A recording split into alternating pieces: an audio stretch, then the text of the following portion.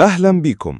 النهاردة هنتعرف بسرعة وببساطة على مكونات وحدة مناولة الهواء أو اللي بنسميها Air Handling Unit. خلينا ناخد رحلة سريعة جوه الوحدة ونشوف إيه اللي بيحصل خطوة بخطوة. نبدأ بأول جزء وهو دمبر الهواء، وده ببساطة مسؤول عن التحكم في كمية الهواء، سواء كان هواء راجع من المكان أو هواء خارجي جديد داخل الوحدة. بعد كده بيظهر دور البري فلتر، وده بيعمل كخط الدفاع الأول، يحجز الشوائب الكبيرة قبل ما تكمل طريقها لباقي المكونات.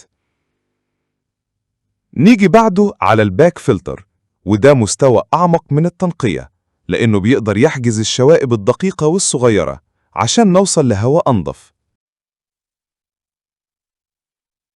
دلوقتي نوصل للمحرك الأساسي وهو البلاور.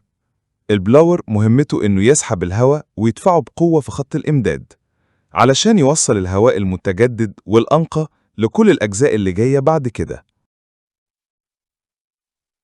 وأخيراً نوصل لجزء أساسي جداً وهو ملف التبريد.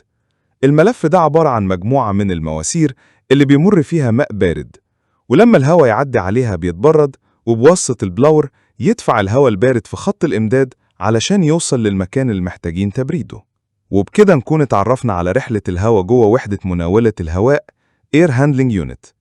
لو حابين حلقة تانية للتعرف أكتر على وحدة مناولة الهواء قولوا لنا في التعليقات.